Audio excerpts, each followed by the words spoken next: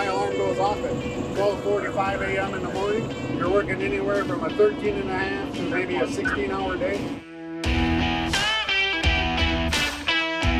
Wintertime, you're spending more time here than you are with your own family. I do this for the kids that are going to school, the bus drivers, that mom that's taking her kids to daycare, the dad that's going to work.